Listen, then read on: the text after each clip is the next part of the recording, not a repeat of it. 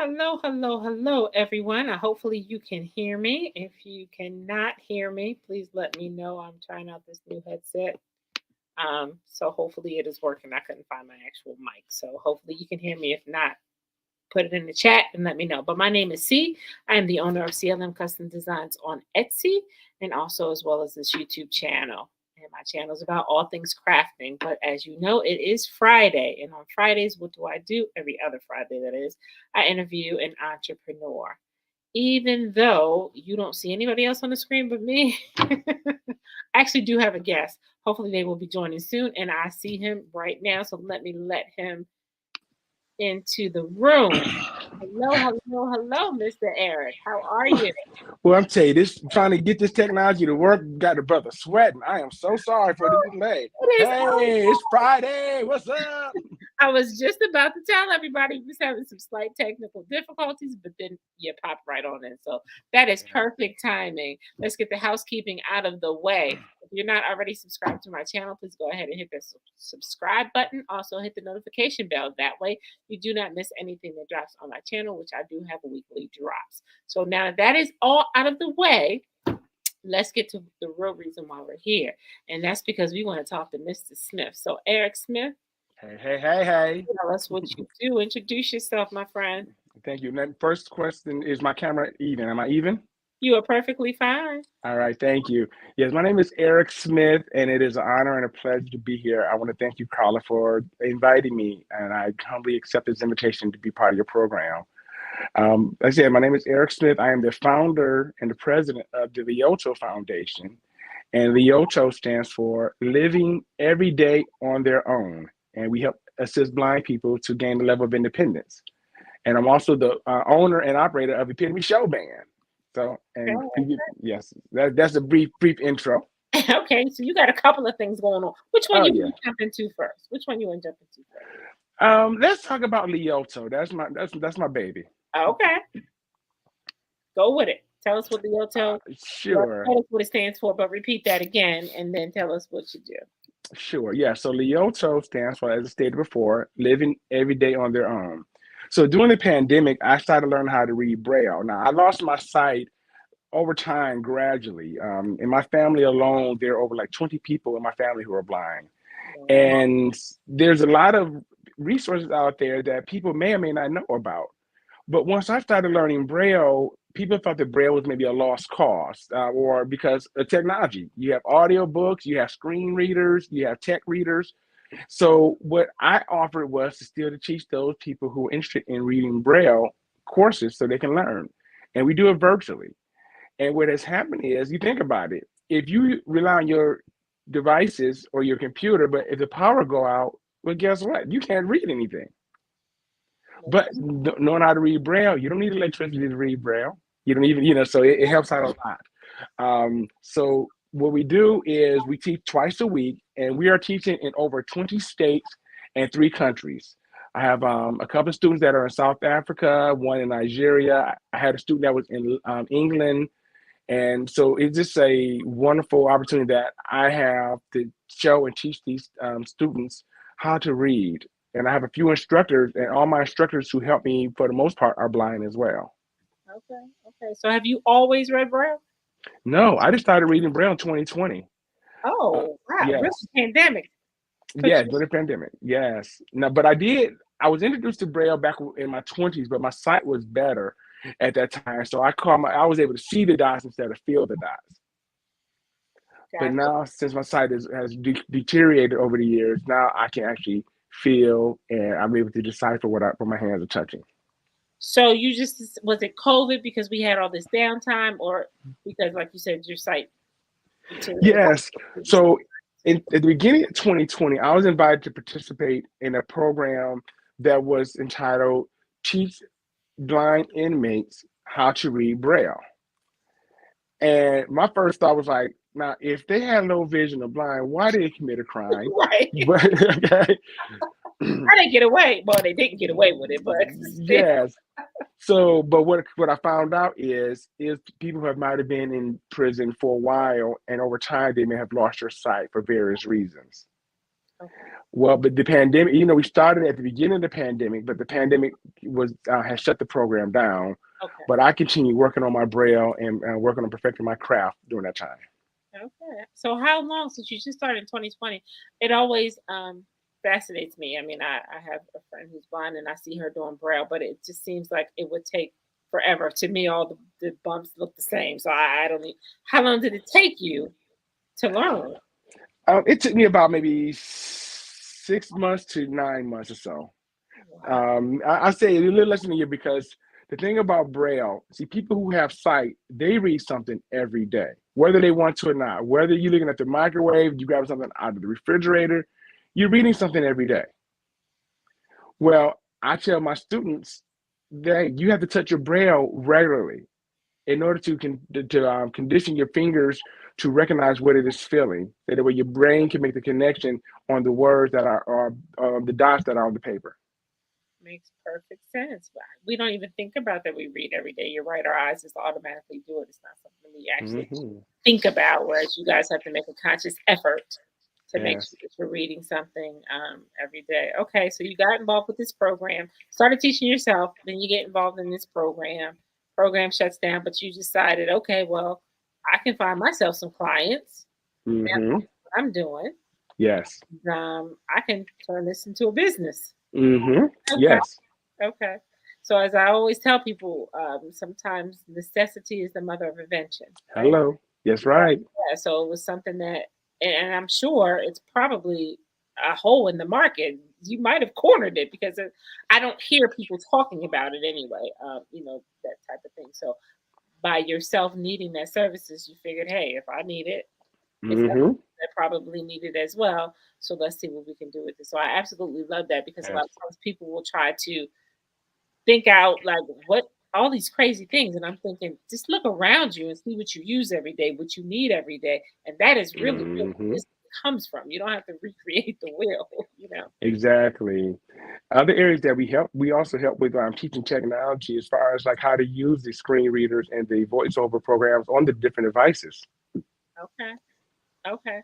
So you're helping the inmates, you now have your own clients, and because of COVID, of course, everything is online, but that's kind of Yes. good for you because like you said, you have clients all over the place. So Yes, I do. Excuse me. no problem. So you're able to reach out to people all over who Hmm. need the service. So how do you find the people, or how do you target the people that you need that need the service? A lot of it has been by word of mouth. And then I go to the different conventions. In fact, I am a member of the National Federation of the Blind Decatur chapter. So I let the members there know. And then when we had the big convention in New Orleans last year, I was able to let people know there. And then we have a big convention this year in Houston. And generally, there are like 2,500 plus people there who are blind. It is amazing. We see all those folks who fly in town by themselves. They have their canes, their guide dog. It's awesome. Wow, wow. So your whole thing is to make them independent and not relying on anyone, right? And That so is we correct. all Yes. know that reading, whether it's through braille or visually, is the key that opens up everything to everyone, right? Being able to read. Yes. So do you find that amongst the blind, because I know, of course, and I work in the school system, the illiteracy rate is high, um, amongst people. So do you find that amongst blind people that that's the case, that they're not reading Braille? When I say illiterate, I mean in the sense of not being able Mhm. to read Braille. Right. And see, and there's some misconception because the person had made a statement that just because a blind person can't read Braille, that they're illiterate. No, a lot of blind people know how to read, but they might have lost their sight later on in life. One of my students said she loved to read. She said that she now wants to learn, she learned Braille so that way she can read the Bible. Okay. So she know what the words are, and the way that I teach it from like a elementary to a high school level. So we start with the basics, using phonetics, using the basic characters for the alphabet, and then we develop to like it's two parts of grade that I teach, grades 1 and grade 2, and grade 2 is more like writing shorthand. Okay. And so I would imagine if they were able to see before and lost their vision later, as they're reading the Braille, it's probably a double dose because they're maybe reading a book that they read before when they had sight, like the Hmm. Bible that's been around forever, so they can remember. certain passages or certain things Yes. when they're doing it in Braille. It's bringing Hmm. back the sight portion. So, are there are all books in Braille? Can you get anything in Braille to read, or is it limited, or how does that work? Well, the Library of Congress out up in DC, they have a lot of things available in Braille. So what they do have is a Braille, for example, if you wanted something in Braille, and if the book has been published through their program, they can send it to you in Braille and on audio. And what happens is you can pull it up on your device. I was trying to show my device. I had it right here. I was going to show it to the screen, and for some reason it got moved. All right. We were doing a lot before this started, so it's Yeah. understandable. Oh, and I have it. Okay. So what I have here is a digital Braille display reader. I'm going to hold it up so that it can be seen. Am I got it centered? Yep, you do. Okay. So what happens is there you put an SD card in it, or you can actually connect it to Wi-Fi. And once it's connected to Wi-Fi, you pull the book up, and right across here, these dots will raise up as you're reading. When you get to the end of the book, you can press a button at the bottom, or you can have it automatically refresh to tell you, read the next line. So it makes it available. So if there's anything that's in print, we can get it in Braille with this device. Yes. Mm-hmm. Okay, awesome, awesome. Now I noticed that when we were trying to set things up, right, for you to come on, um, you had audio telling you where things Yes. are going, right? So in teaching Braille, the audio is still a big piece. If you're not, because obviously not everything is in Braille, right? So are your computer keys they have Braille? How does that work, or is it N- Well, see, I know how to type before I lost my sight. I took typing in high school, so I'm okay? pretty familiar with the QWERTY keyboard. But there are certain commands that we use, like Alt Tab, to switch pages. So some shortcuts that are used when using, when working on a computer that we're familiar with using. Okay, okay, all right. So as far as helping the impaired get their freedom and be independent, do you go beyond just teaching them Braille? Are you helping them out in social skills since maybe they're not familiar with dealing Excuse with me. or doing certain things or how to get resources? Hmm. What else are you all encompassing in that, or do you just focus directly on? Yes, we're working with that as well. So if a person has questions on maybe how to maybe acquire certain resources, if they're depending on what state they're located, we will ask them. I say, what do you know that's in your community? And they may say, well, we contacted this center or that center. And if they have limited resources at that center, then we may see how we can find other programs that they may qualify for or may be able to benefit from that may be in their region. Because not every state has every program. Okay, okay. So you guys started with this in 2020, right? 20. 20. Yes. Uh-huh. So tell me, when did you actually decide to turn it into a business? So initially It, you were teaching yourself and then you began in different programs and help people. When did you officially say, okay, I'm going to make this into a well, business? believe it or not, right before the pandemic, I was in the process of creating Leoto. What I want to do with Leoto, my overall expectation for Leoto is to have an actual building. So, say for example, you have seen different buildings, for example, that are designed for active seniors. Okay. I want to have a building that's designed for people who have not just low vision or blindness, but even other disabilities, so that way they can have a place of their own. So that brings back to the acronym, living every day on their own. So we want to have it so that their one bedroom or two bedroom apartment is set up with all the tools. For example, the smart kitchens, the technology that way they can be able to say, hey, you know what? I'm living on my own and I'm loving it. Okay. Okay. Nice. So eventually you're going to try to even make it bigger than what it is right Yes. now. Okay. So what all did you have to do in order to make it a business? Because your foundation, I'm assuming it's nonprofit. It is a 501c3 nonprofit. We received that status in September of 2020. Okay. So, of course, we had to get all the paperwork together, and that right there was the work within itself. We have 8 board members, myself and 7 other members, and we meet quarterly and to discuss on what our financials are, what came in, what is going out, etc. The direction. So the team is really encouraging. They believe in the vision that we have for Leoto, and I am grateful to have them on the team.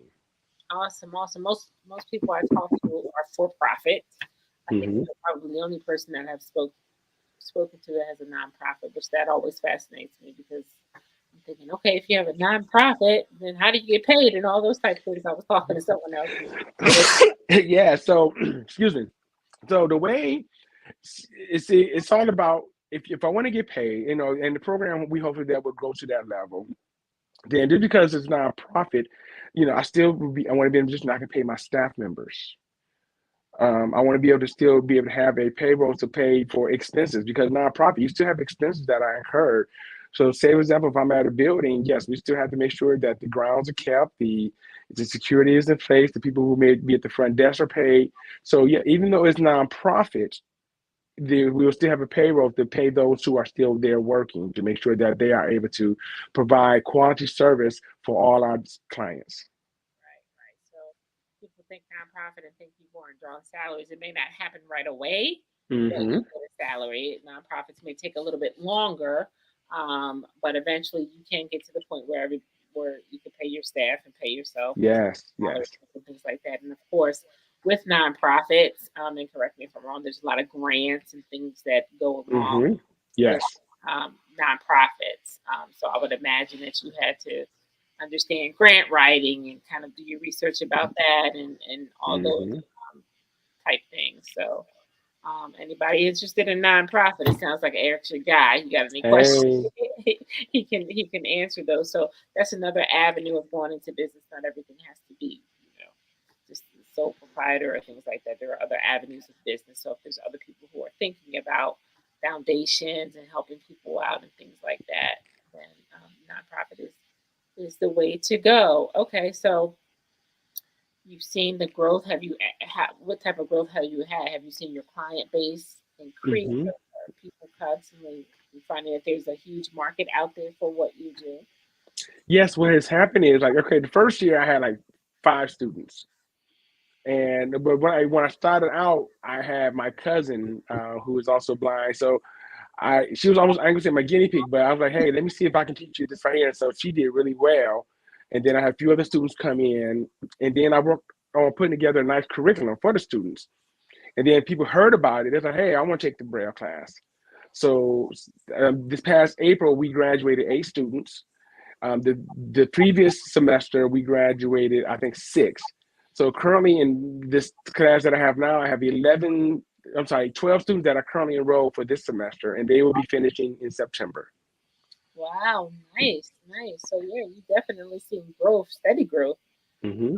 over time, and I'm sure that the satisfaction of seeing them able to, complete your curriculum, be Hmm. able to start off from not reading anything or maybe very minimal to now being able to, you know, complete the course has got to be a satisfaction and a joy that doesn't come from a paycheck. You know what I mean? But just Right, yes. will be able to succeed. And of course, I know it's something personal to yourself since you know, also fall into that category. So I think that that is awesome. So anybody out there who knows anyone who could benefit from Eric's course, or maybe it's yourself. And I'll tell you that the interesting thing is I didn't realize that Eric had a visual disability. I had been corresponding with him, via the phone and different things like that, and I didn't realize it until he said to me, I'm visually impaired, so I need it. And I was like, oh wow, I didn't even realize. Right, right.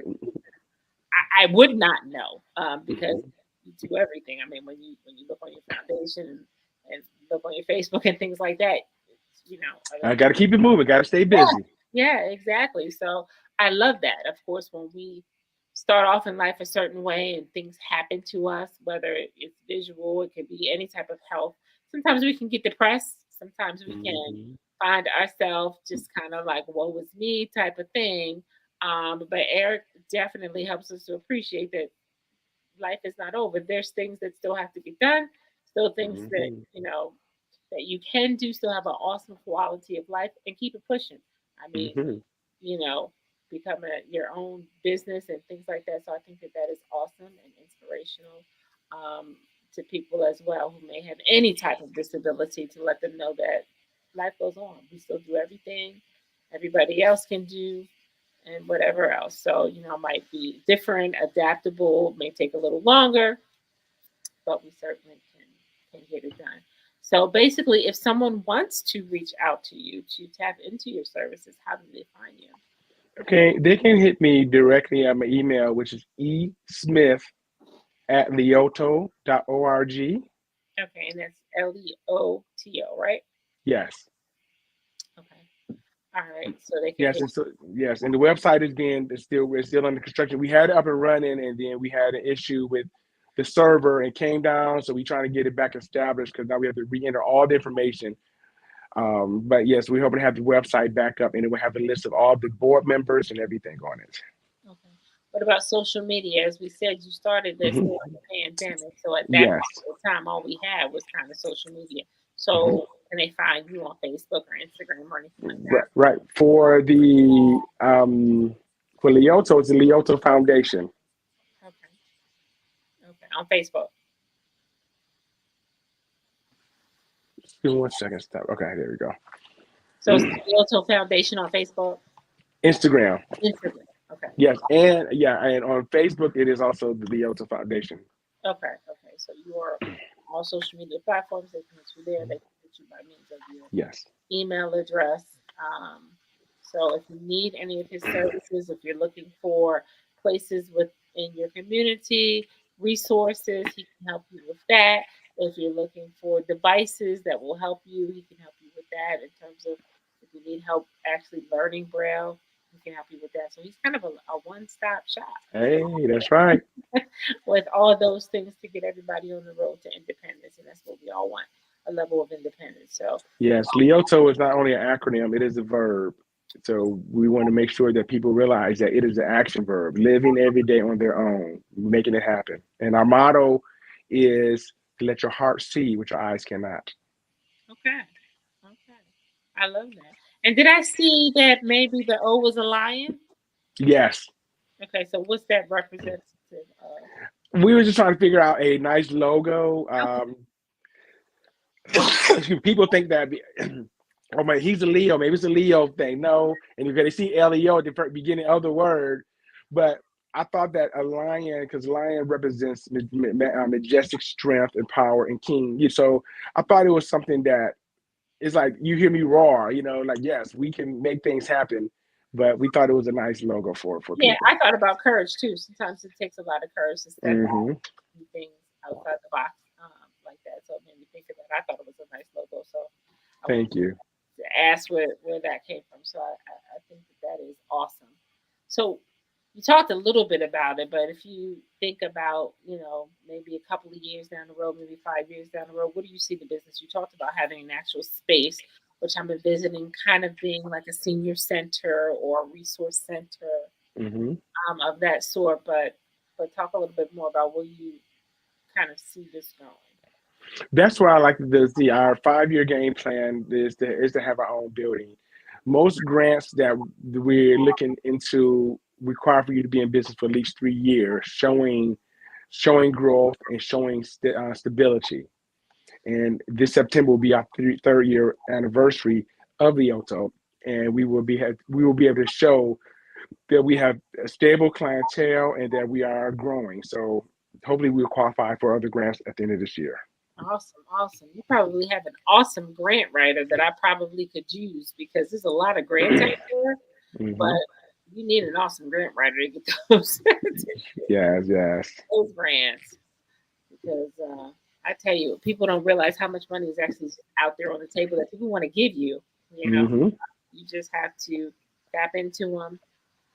Sit down and take time to write those grants. But there are a lot of grants out there that are not just nonprofit, but also profit business that people can tap into. So if you're looking for some funding for your business, some startup, different things like that, look into grants because it's a lot of money that Hmm. is out there for people to be able to get into business. So we talked about that, but you also mentioned that you have a second stream. So Yes. let's talk a little bit about that. Okay, so my second area that I work in, I have the Epitome Show Band.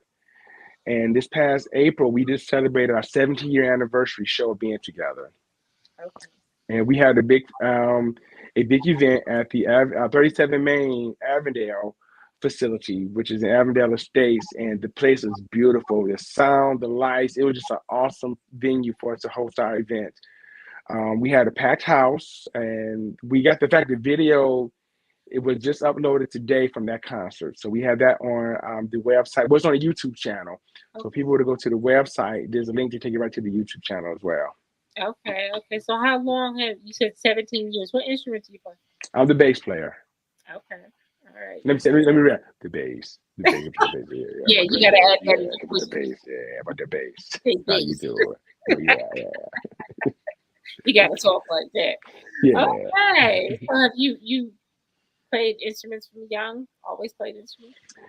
I started as a in fifth grade playing the clarinet up until my ninth grade, and I was in a marching band at the ninth grade, and I wasn't too happy with the marching band because I wanted to play saxophone. They said we don't need a saxophone player, we need a clarinet player. Well, if I can't play the saxophone, then I'm not going to play the clarinet, so I quit.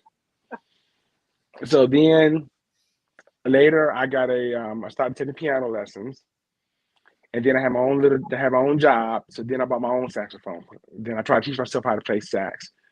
But it was in 2000. In fact, it was in 1999 when I picked up the bass, and I quit three times before I stuck with it. And when I picked up the third time, I said, "Look, this time we either going to do it or not." And from there, I've been playing ever since.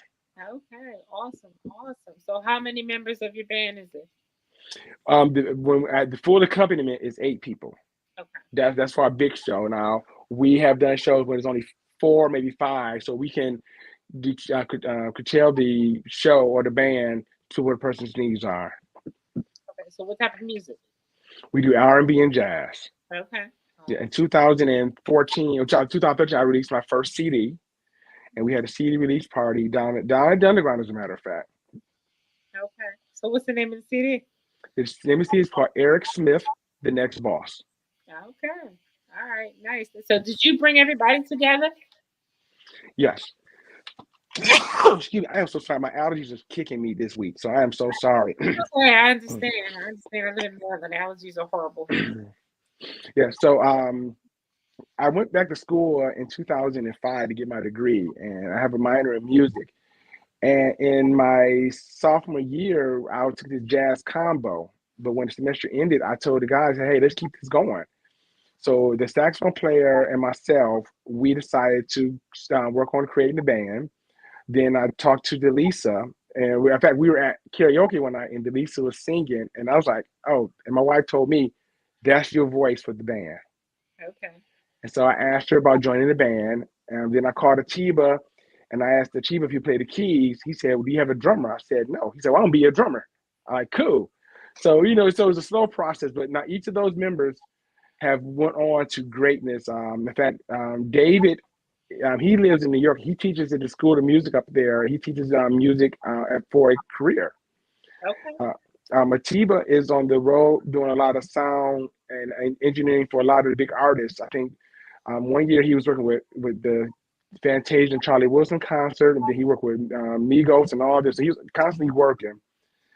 Khaled, my guitar player, he left and went on and released two CDs. So the band has evolved since then. I brought in other players, so the majority of members have been with me for at least 10 years or more. Wow. Nice. Nice. And so, can people rent you out? How does that part work? Well, if I had a lady call who requested a band for their 50-year anniversary, and so word of mouth gets out that they hear about us performing, they see the videos, and the video that we have that went up today, it's really it shows us in a zone. We have taken to that next level of performing. Okay.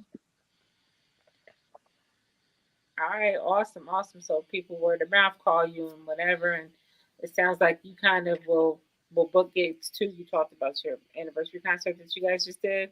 Yes. Yeah. And generally, when we do a concert, like for example, this past concert, we had our red cup, Leoto red cups that we had for sale.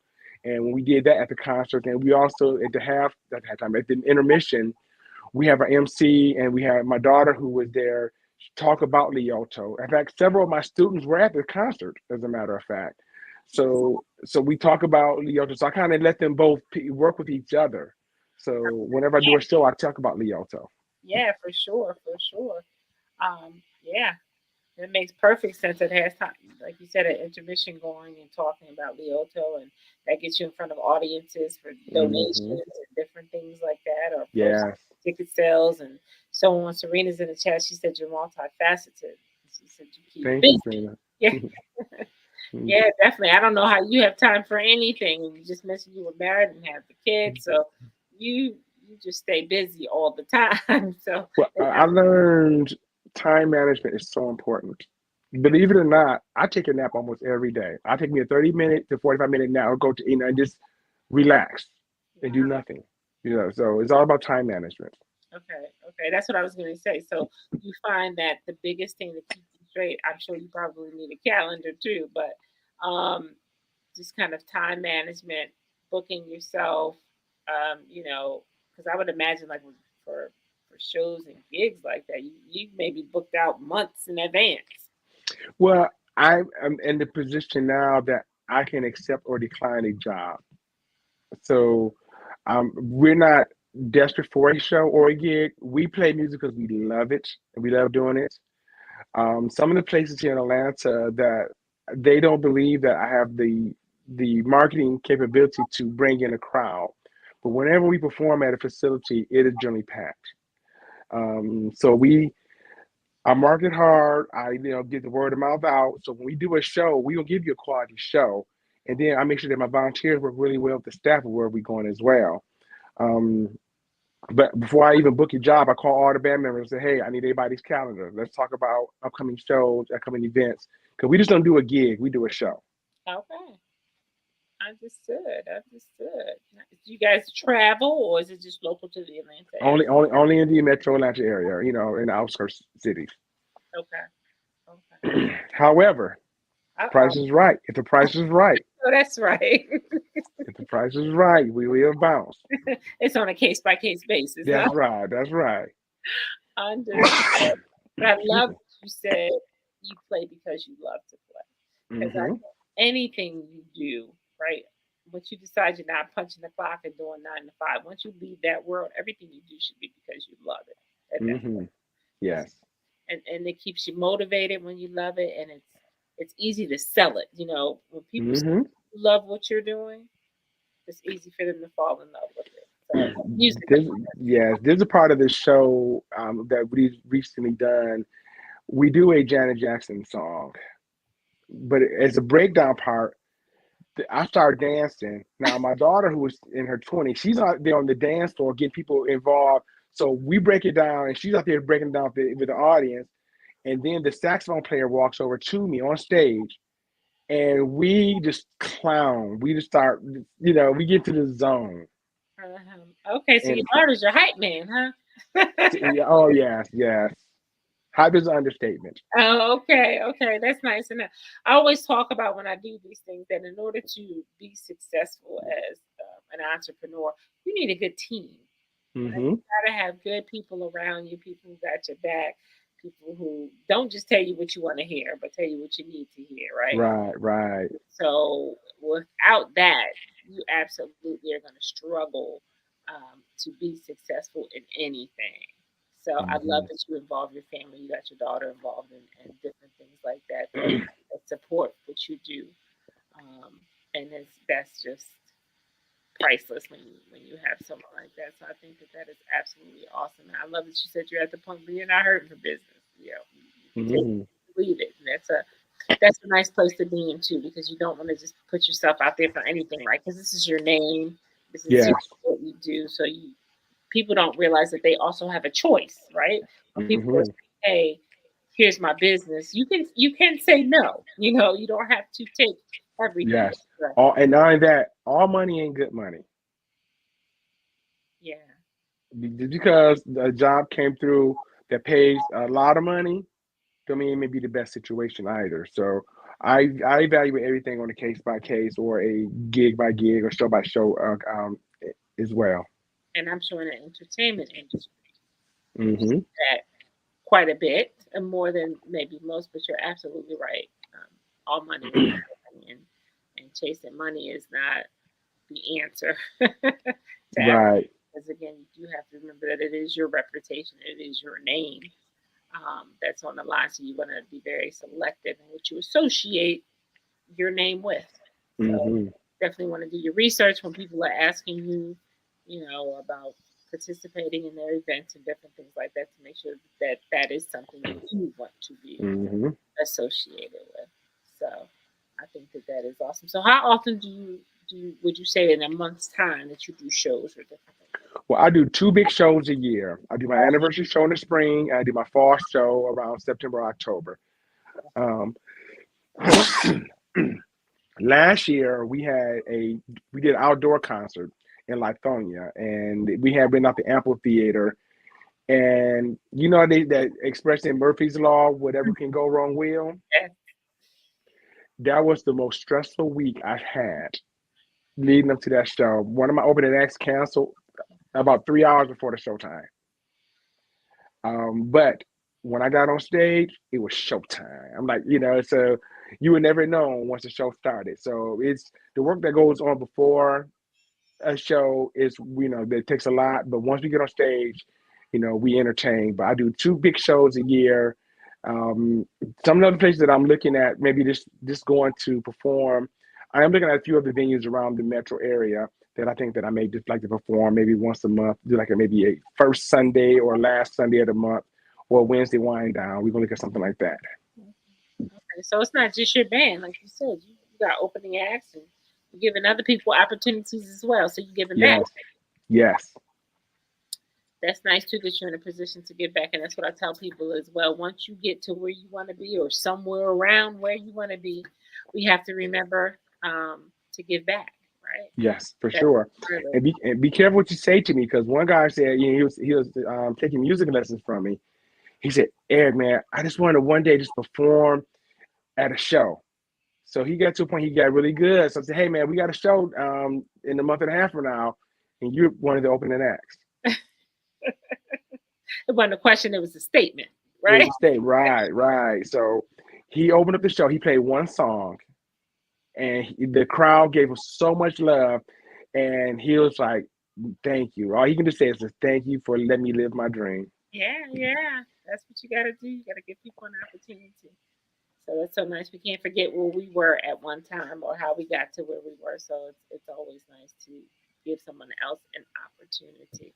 Hmm. And I love the fact that you said your previous band has gone on to do so many, your other members have gone on to do so many big things. Hmm. You may start off small, but Yeah. it's not about where you start, it's about where you end up, right? So, And yes, and they were in town back in December, and they all came by. We all got a chance to have like a little reunion here at the house. It was so awesome seeing those guys again. it's nice. Yeah. And connections and friendships last a long time. Hmm. So, you got to build those bridges with great people that is going to be around for a long time so that you can make sure that you have, like, it goes back to saying, like, have a great team because those people will be around forever, even though you guys parted at some point, right? Hmm. Again, being in business or whatever, it's not to stifle anybody. You know what I mean? You want to see people grow and you want to see people get bigger, whether that's bigger beyond you or whatever that is, right? Right, right. But they certainly always come back to you, and so I love the fact that you said they went on to do great things, but hey, we still get together in the basement and jam out when they come back. Yes, right. That's right. So that's nice. That's nice as well. So if you had any advice to give someone who was either looking to start a nonprofit or maybe looking to start a profit because you're kind of in both worlds, what kind of advice? Because I'm sure you've had struggles along the way with trying to get these businesses started, right? Because Hmm. it's not Yes. an easy road. Entrepreneurship is not for the faint of heart. So, what type of advice would you give them? To do your research. Research is so important. Read about what is going to benefit you and what your dream and your goal is. So once you navigate where you want to go, you do the research to see how you can get there. Surround yourself with a good team, whether you can be an LLC or INC or nonprofit. Having people who believe in what you're trying to do. You explain to them You're outset on where we're going. And if they say, I don't know, I think you should do it this way, that's not the person for your team. Understood. Understood. That's not the person for your team. But don't take that over and over again. The first time you say right, then when they do that the first time, That's right. that's not the person for your team. But it's still good to listen. Like my board members that I deal with right now, I had something that I presented to the meeting, and I said I want to open this up for discussion, and I opened it for discussion, and I got their feedback, and then I said, okay, you know what? Let's put it to the vote. And I think it resolved I think a 5-3 count. So and everybody understood that with the majority, even those who were against, they still supported the majority rule on the vote. Right. Exactly. So you want to have people also, like you said, who are independent thinkers and not just telling you what you want to hear. Hmm. Because sometimes we're so close to a certain thing that we can't maybe not see the negative things about it because it's something that's personal to us. So we need those people in our lives that can say, okay, well, take a step back. Let's look at this. But at the same time, like you said, have the mutual respect because if you're dealing with a board, majority is going to rule. So you have to understand that you Hmm. got to put your feelings aside and understand that you're dealing with a board, right? And I think for me, the strongest support you I have is my wife because I would talk to her like, hey, I'm thinking about this, thinking about that. Excuse me, because if she was not on the team, or Team Eric is what I call it, she listened to my ideas. She when I'm putting together the show for the band, I'm like, hey, check this out. So I run a lot of things by her. And even though she's not a musician, she appreciates the fact that I include her in discussions. Hmm. Hmm. Yeah, that's your lifelong partner. So you got to make sure that that partner That's is, right. Happy wife, happy life, yeah, she's got to be on board with all your other partnerships. So that's a That's right. smart Yeah. man. Exactly. So definitely. So if you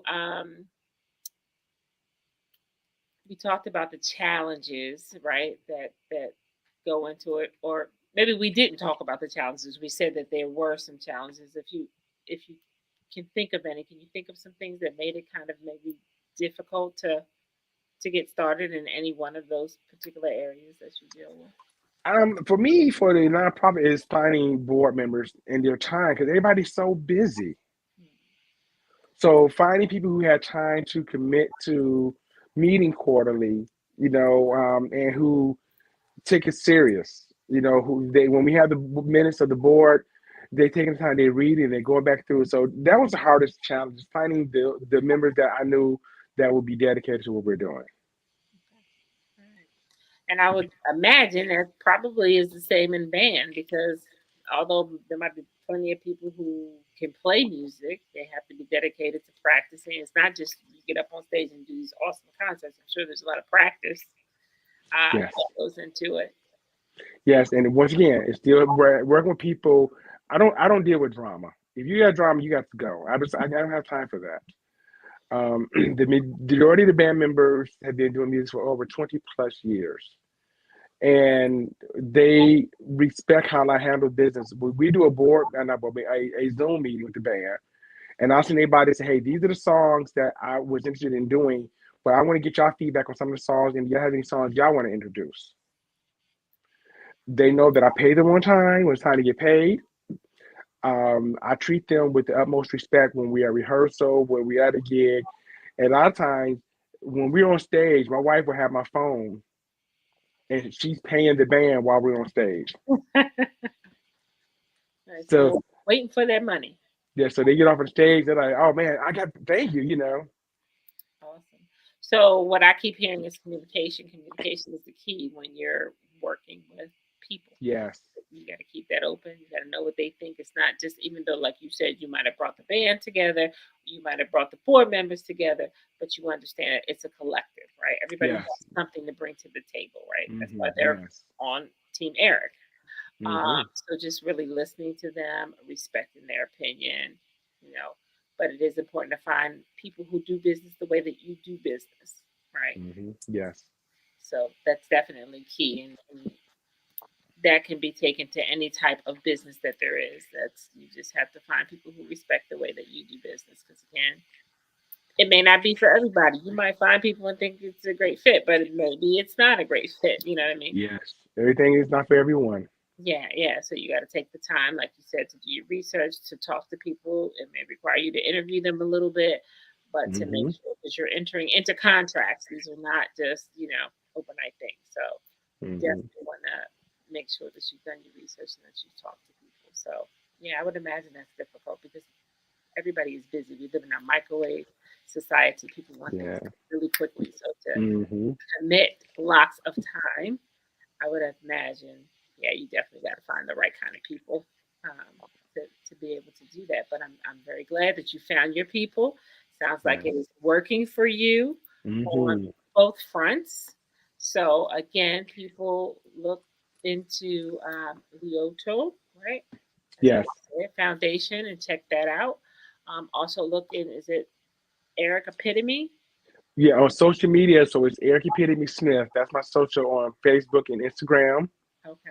And And then that's we also have, right, we have a website, epitomeshowband.com. It's the website for epitomeshowband.com. epitomeShowbiz.com. Where can they pick up your CD if they want it? They on the website, they can get it on the website, or they can download it anywhere that they download music, from Apple Music to iTunes. It's available on all media platforms. Okay, and give us the name of it again, Eric. Eric Smith, the next boss. Oh, the next boss. You might Boss. okay. So the next album is going to be the boss because you was No, really. the next album is entitled The Chairman of the Board. Oh, okay. I like it. I like it. So Yeah. we can expect that to be dropping soon. We're looking at 2024. Okay, that's right around the Hmm. corner. That's Yes, right. we got two songs done on it, so it may only be like an EP with maybe five songs. One of the songs that we released was called "Try to Forget." It came out really nice. I was really pleased with the way that one came out, So and that was out now.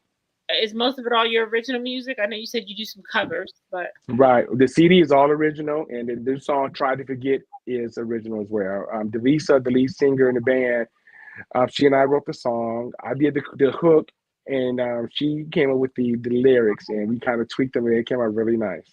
oh, okay. So you a jack of all trades. You writing, producing, doing Yeah, all kind of things. and loving it.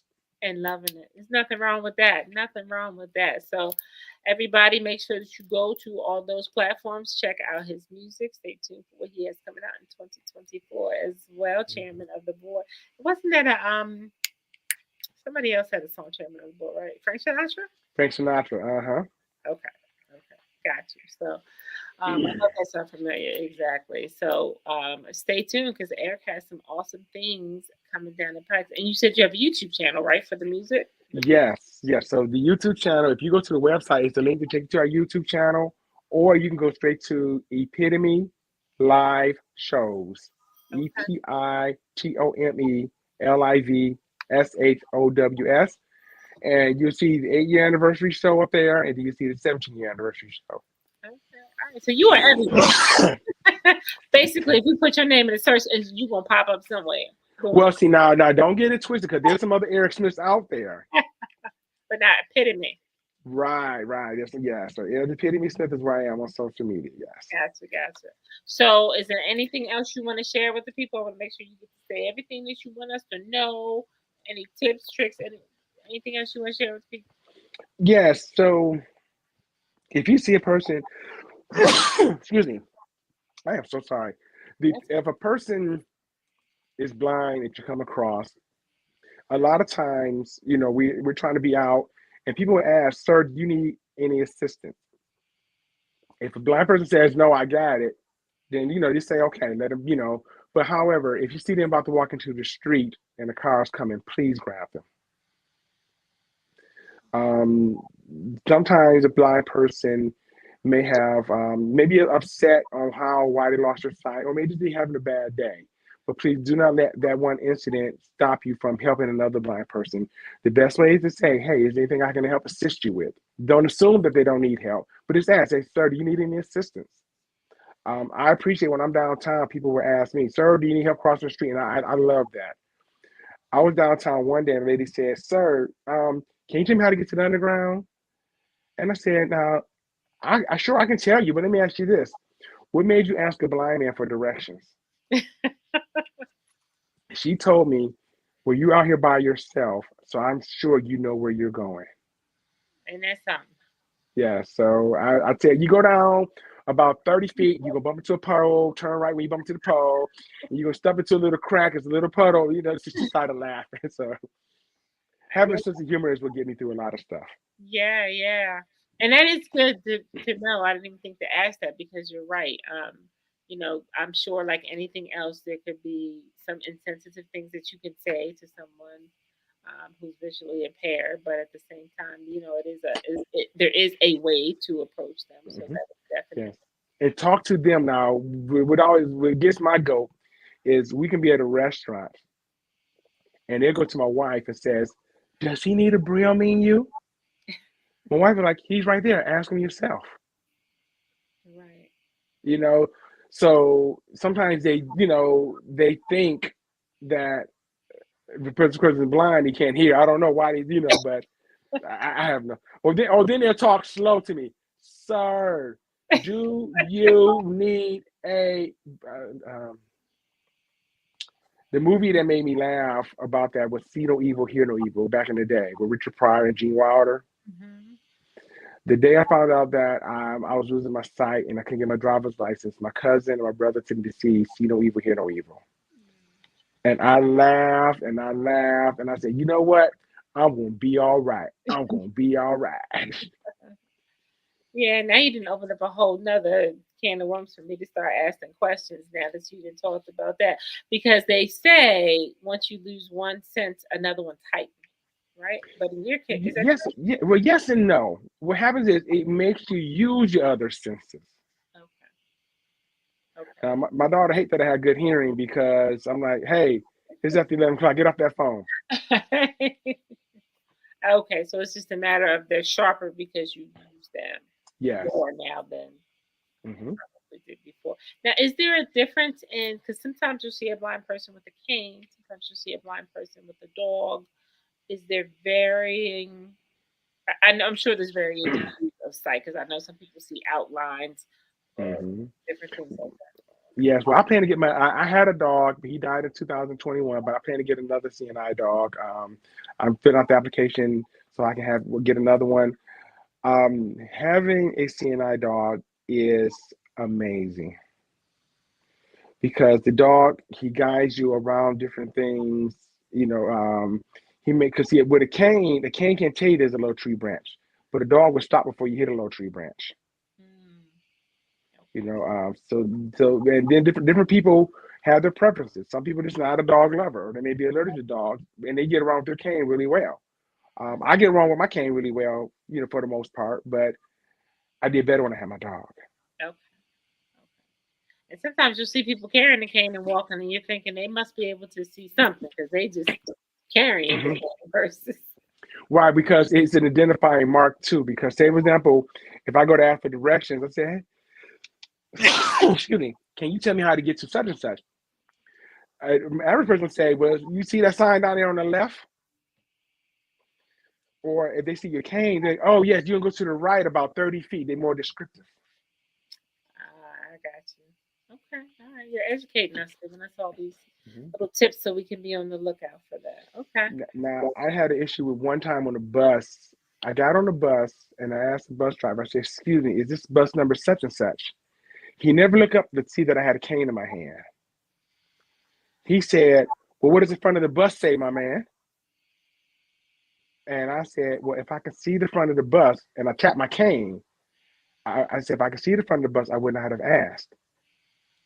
So I turned to the people on the bus. I said, "Excuse me, can somebody tell me what bus number this is?" And they said, "This is such and such and such." I said, "Thank you." So then I sat down. I said, "Excuse me, can somebody tell me when I reach such and such intersection?" Because I don't think the bus driver would tell me. Because at that point in time, I was pissed. Gotcha. So when I got to get off of the bus driver said, my man, I'm so sorry." I said, "Sir, but what if I was dyslexic? What if I left my glasses at home? You are in the business for customer service. I asked you a simple question about what my robustness was. I said, it makes it hard for us already to be out here by ourselves. When we come across attitudes like that, it makes it even harder." Well, the next day when I got to that train station, who greeted me at the bus was that man. He said, "Hey, man, this is but such such such. Such. Hey, do you he thought about what was said. Yeah. Yeah. So And next person to come along, he'll be different. But that's a good hmm lesson to us because we don't need to. I mean, there's no need to even have that response. If someone asks you a question, you yeah, just answer the question because you don't know what their circumstances. right, exactly. And we don't have to know a person's circumstances. We always think we got to know the why. Like, why are you asking me that? What's the Yeah, reason? yeah, If you're able to answer the question, this is a good lesson. Answer yes. the question. Especially if you're in the business of customer service. Yeah, for sure, for sure. Hmm. All right. Well, Eric, I appreciate this. I've learned a Yes. lot for sure, and I will definitely say I will be sure to be more conscious of how I can be helpful Hmm. to persons for sure. And I hope all of our listeners have had an opportunity to learn something today, not just from an entrepreneurial standpoint, but just from a humanity standpoint, because I think so much of that is missing today. So I love that we can kind of incorporate both of that into this discussion because I think Yes. we need that. We need to really see people as people just because they have disabilities or anything else. I mean, they're just people. We're all just trying to get along in this world. Yes. It's just trying to get along. Yeah, and however we can make that happen. So I truly, truly appreciate that. Anybody who did not get a chance to sit with us live today, it will be on the replay in 24 hours. You'll be able to go back to the channel and be able to see it. Eric, I will send you the link so you can send it out to your people who didn't get a chance, so they can have an opportunity to check you out. I appreciate everyone who was in the chat with us. And I also have to say that, Eric, you wrapped up my series for now. You are my last interview until September. All right. Hey, kicking the summer off. That's What? right. I am taking the summer off. We are in the season of vacations and different things like that. So Yes. um, I am going to take a hiatus from my interviews until around September. So Yeah, thank you beautiful. so Well, much. hopefully we see you at one of our shows in the fall. Yeah, I'll be checking you out. Looking forward to when we can get down there. We pass through there quite a bit, so I'll be checking it out. Make sure you send it to me. I can Yes. certainly advertise it and get it out there. I'm going to check you out and download some of your stuff. So again, I appreciate you taking the time. Thank your family for allowing us to borrow you for some time this evening. Yes. Well, And thank you. The pleasure was all mine. I greatly appreciate the opportunity. So thank you so much, Carla, and all the wonderful things that you're doing. Congrats. no problem. Thank you so much. So I'm going to end this broadcast. If you want to hold on 1 second, Aaron. Sure.